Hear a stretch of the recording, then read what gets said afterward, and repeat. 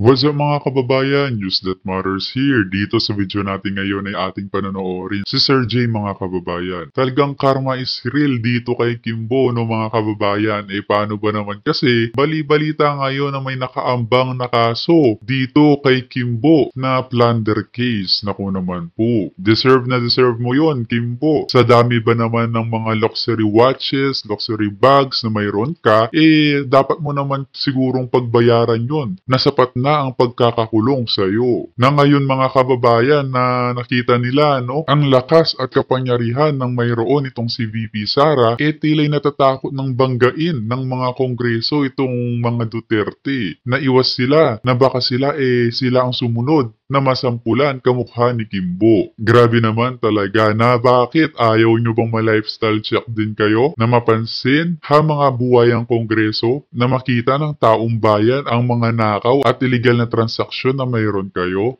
Subukan nyo ang mga Duterte ng magkaalaman. Pero bago ang lahat mga kababayan, huwag nyo po sana kalimutang mag-like at subscribe para updated ka sa mga uploads ko araw-araw. Bigyan muna nating pansin itong hamon ni dating Pangulong Rodrigo Roa Duterte sa mga mambabatas. Napakibuksan nyo naman ang inyong mga libro nang kahit paano magkaroon ng laman ng utak na mayroon kayo at hindi lamang puro pagnanakaw ang nasa utak ninyo. Nadagdag pa rito mga kababayan, ito lang na 7 lang sa miyembro ng 19th Congress ang dumipensa sa 2025 OVP budget mga kababayan. Una na nga rito si Congressman Marcoleta, Congressman Claudio Bautista, Congressman Ungab, dating Pangulong GMA, Senator Jinggoy Estrada, Senator Bato at Senator Joel Villanueva. At yun na nga mga kababayan, panoorin muna natin tong video na ito bago tayo umusad dito sa usapin natin ngayon.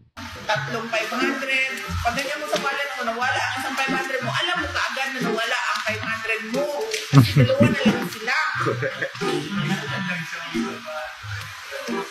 Yung lalaki na kinunan siya ng pera. Ganyan. Oo. See? Kita mo? Hindi ko na nakawalan ko. Hindi kayo buong puan. Ang money? Yan ba ang kurakot mga kababayan? Hindi pang mayaman ang kanyang wallet pero yung wallet ni Kimbo tumataginting na 1 milyon. Naku naman po, congresswoman lang yan si Kimbo. Hindi yan presidente o vice-presidente kamukha ni VP Sara. Hindi ito pang mayaman ng wallet. Mayaman ng wallet. Magas siya, oh.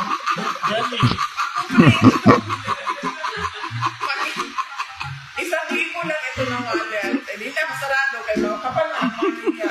Yan ba sinasabi nilang kurakot? Tignan nyo naman kung ano ang dinadanas nating mga ordinaryong mamamayan na minsan nagkukulangan tayo. Ganun din ang nararanasan ng ating Vice Presidente na si Sara Duterte. Kung kaya naman mga kababayan, hindi ko na patatagalin pa. Ito na ang buong video. Daw ay mukhang makakasuhan si Kimbo ng hindi ko alam kung anong klaseng kaso ang pero mukhang makakasuhan daw si Kimbo dahil sa hindi niya pagsagot sa mga katanungan nung nakaraan about sa hearing na to. Ay naku po! Grabe simula nung, yun nga, kagaya na sinabi ko, simula nung parang nahalata ng taong bayan na itong si Kong Kimbo ng Marikina ay medyo parang parang bias sa mga katanungan at sa noong hearing with 17 ulupong and 1 BP Sara, diba? Yung 17 17 versus 1 na nangyaring hearing doon talaga lumabas at nagalit ang taong bayan dito kay Kimbo dahil medyo may pagkabayas. May pagkabayas yung kanyang mga tanungan at eto nga, so nakahanap siya ng katapat. Nandito naman si Kong Herrera. Oo, at ito may sinabi din si Attorney Panelo tungkol dito napahiya sa maling sagot si Kimbo, si Congresswoman Kimbo kay Congresswoman Herrera. Alam niyo may parang may mangyayaring historical or may book of record na naman na magaganap pag dumating ang panahon na matapos na po ang termino ni ni Ma'am Tuloy, ni BBM pag natapos yung termino, parang ang daming makakasuhan at ang daming makukulong na mga congresswoman at congressman. Aba, dapat lang. Lalo na't ngayon nakikita ng taong bayan kung paano nila ipitin, no? Politikahin ang mga pangalan ng Duterte at ng mga malalapit sa kanila. Dapat lang na masampulan sila kapag naupo ang mga Duterte. Panigurado marami na naman ang babalimbing dyan, babaliktad kapag malapit ang eleksyon. Lalo na't bali-balita na si Tatay Diggs may balak na tumakbong sa pagka-vice presidente at si VP Sara naman sa pagka-presidente. Na Duterte tandem na mukhang yun na ang pag-asa ng taong bayan para mabalik muli ang kaginhawaan ng sambayan ng Pilipino. Na ngayon pa lang mga kababayan, sinasabi ko na sa inyo, dapat ilista nyo na yung mga nasa Kongreso, Senado na pumupolitika sa pangalan ng mga Duterte. Gago! Nako po, delikado to. Hindi lang natin masyadong pero yan din ang nakikita ko sa mga iba't ibang comment section na pagtapos ng termino ni BBM at kapag nakaupo na bilang presidente si VP Sara o etong si Mayor Basti Duterte, kung sino man sa mga Duterte ang makaupo sa darating na 2028 presidential election, talagang maraming kakamot sa ulo, maraming mga kamote, maraming talagang himas rehas.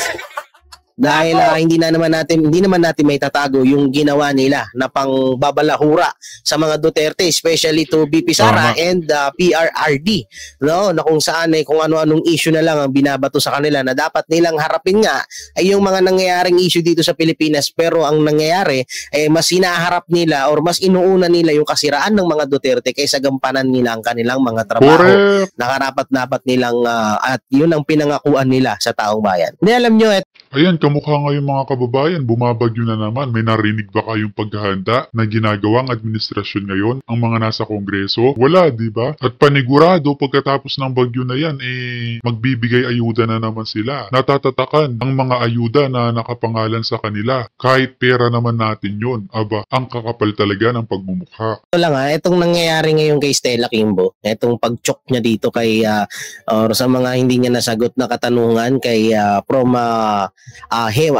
Congresswoman Herrera, talagang ganito ang talagang pinaranas sa kanya mismo, no, yung kung ano yung ginawa nila kay BP Sara. So may pagkakaiba kasi yung ginawa nila kay BP Sara ay nasagot naman ng maayos ni BP Sara yung mga katanungan nila. Yung nga lang ang pinakamali doon ay hindi naman inaccept or hindi naman tinanggap yung nung mga nagtanong yung sagot ni BP Sara. Dito naman sa kaso sa nangyari kay Stella Kimbo at kay Herrera ay hindi talaga nasagot ng maayos or hindi talaga nasagot ni Kimbo yung mga katanungan ni Congresswoman Herrera, kaya talagang nagka-leche-leche na. Ngayon, ang mangyayari dito, baka mag-away ang ano ba yung tinuturo niya? Justice, ano ba yan? Tapos inaano niya na sa Supreme Court. Baka mamaya gawin nga nila, nangyari ka, may kaso ka, Stella. Maraming mga Pilipino na talagang mas pinipili nila yung mga politiko na may mga mataas na pinag-aralan. Yun ang kadalasan, katulad niya nila si Raulong Manuel. Ito pala, mali. Sila Raul Manuel. Bakit may si Raulo? Ni Raul Manuel, di ba? Summa cum laude yan. So ngayon ewan ko lang kung tama yung pagkakaintindi ko. Etong si Stella Kimbo ay isa rin summa cum laude. Alam nyo tututusin, hindi natin kailangan yung sobrang tatalino ng mga politiko Kasi kadalasan yan yung mga magagaling magnakaw ng kaban ng bayan talagang mas mautak yung mga yan kung paano paikot-ikutin ng mga Pilipino para hindi mahalata yung pagnanakaw nila sa kaban ng bayan. Hindi ko Tama ka dun, Sir Jay, na kaysa gamitin ang talino nila na makatulong sa mga ordinaryong mamamayan, ginagamit nila sa mali. Tulad na lamang ng pagnanakaw at pagra-recruit ng mga tao upang maging rebelde. Grabe talaga. Hindi ko sinasabi na si Stella Kimbo or si Raul Manuel yung tinutukoy ko dito. Sinasabi ko lang na kadalasan sa mga ang ugali ng mga Pilipino na mas pinipili nila yon. Kasi diba katulad ng Senator Robin, yung mga yung mga bumabatikos kay Senator Robin kesyo yung yung English, yung puro daw Tagalog, parang bano daw na senator, pero wag ka yung si Senator Robin kahit ganun-ganun lang yun, at least yun may bayag. Yung iba diyan may bayag ba? hanggang ngayon, wala pa rin nata yung hair follicle test nila. Totoo nga, natabunan na nga yun. Natabunan sa issue ni Sino kaya LGC, yun? sa issue na Ako ni naman po. Mayor Go, sa War on Drug. Ang dami nila. Wala tayong magagawa. So, ito, putulin na natin. Lipat tayo dito kay Attorney Palpanelo. Ito, yung sinabi na Attorney Palpanelo na kung saan ay talagang nadurog si Estela Kimbo dito kay Congresswoman Herrera. Ang ganda-ganda naman ni Mama Ana. Mama Ana, ganda-ganda mo dito. Binanatan mo si VP Sara Duterte. Ngayon, bumalik sa'yo ang banat. ATT Panelo kay Congresswoman Kimbo. Ay, lako, Attorney Palpanelo.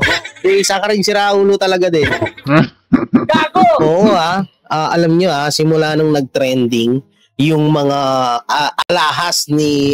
Totoo naman kasi, kung winika ni Atty. Panelo na kapansin-pansin ng paglaylo ng mga alahas at luxury bags at relo ni Kimbo, no? Parang hindi na ata niya sinusuot sa harap ng kamera. Kung ako sa'yo, Kimbo, isuot mo na lang yan kapag kayo natutulog.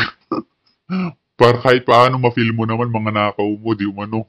Congresswoman Estela Kimbo ay talagang hindi na rin ho natin nakikita yung mga Hermes niya. Yung mga relos niya na nagkakahalaga ng milyones. Correct. Ngayon, ay nakikita ng taong bayan at nahalata na bakit hindi niya nasuot-suot? Bakit ano na yung mga bracelet niya? Pati yung Tama. yung dito, ang tawag doon? Necklace ba yun, no? Na nagkakahalaga ng yun, magkano ba yun? Andito yun sa ewan ko lang kung naitabi ko. Pero nakita niyo naman na siguro may post doon ng Araan na nasa milyon din daw pala yun. Grabe, hindi lang pala relo. Oo, kundi pati yung sa yung customized band din. Alam nyo, paulit-ulit ho namin sinasabi, walang problema na meron silang ganung mga gamit.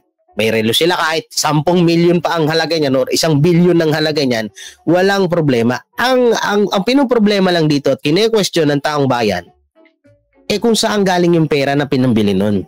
Yun yung pinakakatanungan ng taong bayan dito, kung yun ba ay sa sarili niyang pera o Malabo naman sa sarili niyang pera yun, Sir J. Kahit pagsamahin mo pa ang neto ng kanyang asawa, ng kanyang trabaho, no? Nitong si Kimbo, hindi niya afford na magkaroon ng maraming luxury bags at luxury watches na milyon-milyones ang mga halaga. Kaya wika ng taong bayan, sigurado sila na galing sa nakaw ang mga yun. Lalo na nung siya ay nagsalita at dinipensahan kung paano niya i-allocate ang budget ng lungsod ng Marikina. Aba, napaghalataan tuloy na nilalaro niya, no? O dinodoktor niya ang pera na dapat sa lungsod ng Marikina. Hay nako. yun ba ay dahil simula nung naging congresswoman, si Estela Kimbo ay mayaman na talaga or bilyonarya. Kasi mga ganung mga kamamahal na mga gamit, makikita mo yan at maano mo yan sa isang bilyonarya. Hindi milyonarya ha, bilyonarya. Yun nga ay natuklasan ng taong bayan na 2 hindi years naman pa lang ganun yan, kayaman itong sila Estela Kimbo at yung asawa niya, hindi naman ganun kalaki yung kanilang tawag dito, salary deduction.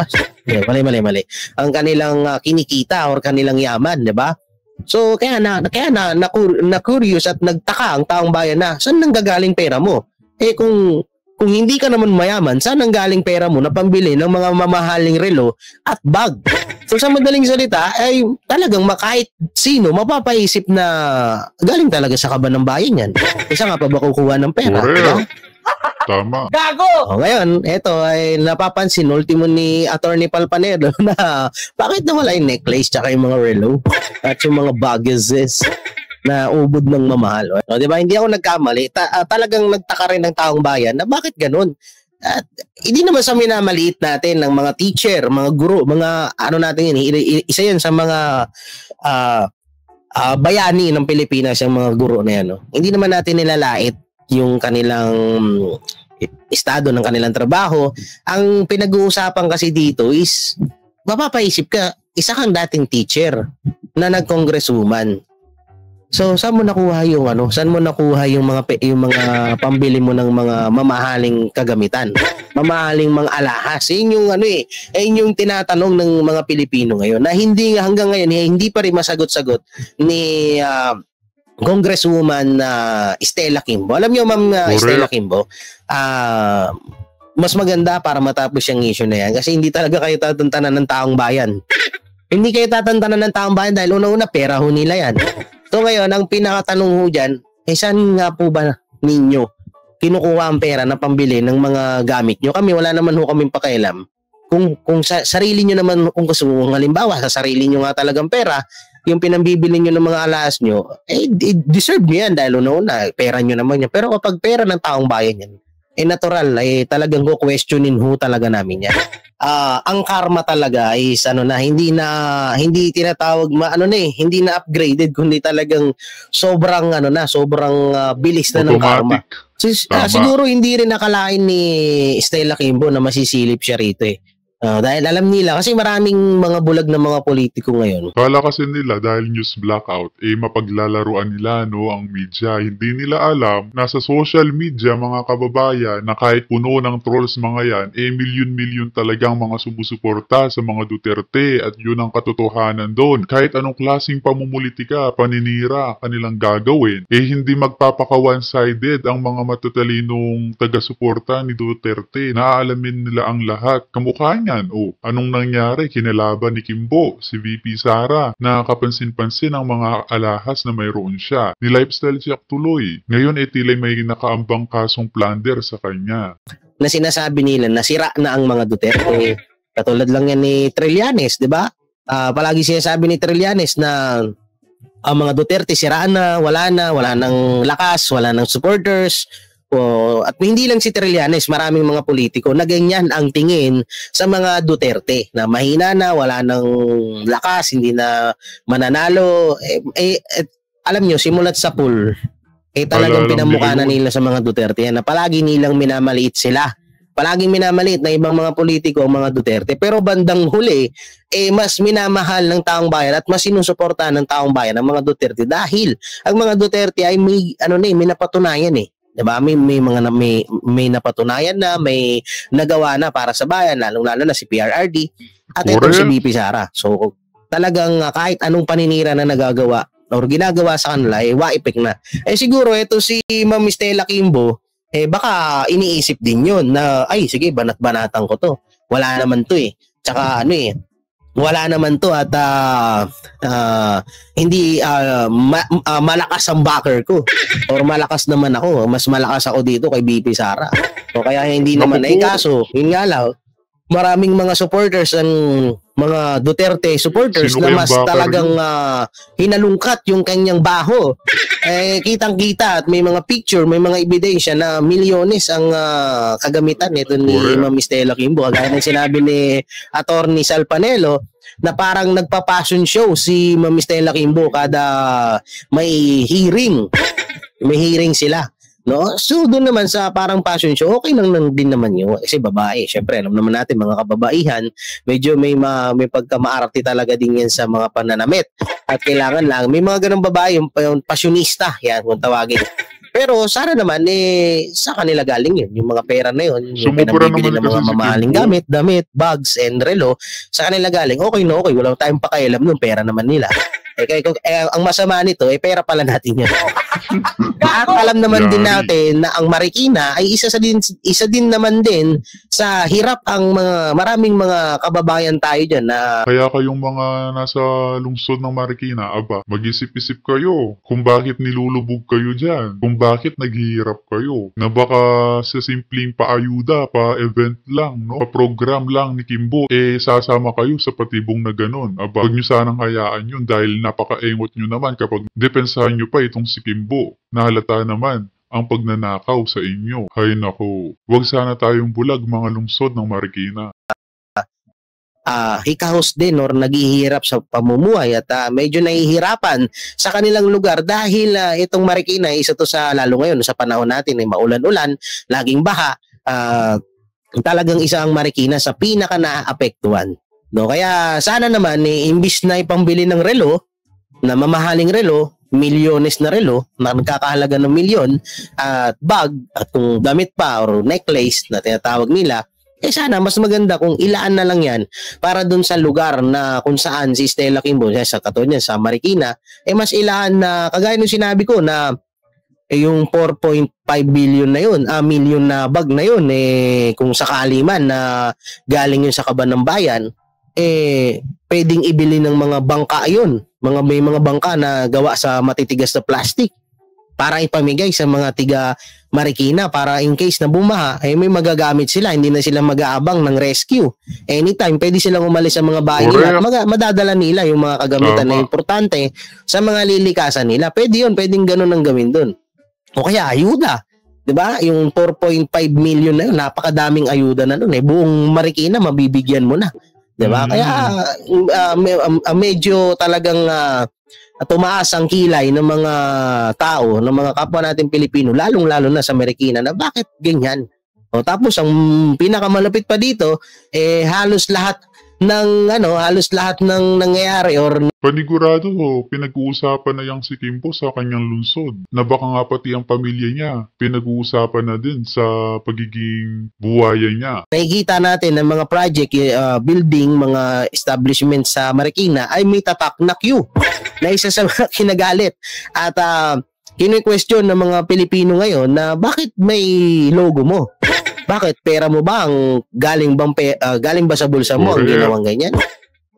Kaya nagawa yung building na yan, simbahan, hospital, paaralan dahil ba sa pera mo? Hindi, dahil sa pera ng bayan yan. Hindi yan dahil sa'yo. Kaya wala kang karapatan na lagyan mo ng logo mo yan or mukha mo yung mga school na yan dahil pera namin yan.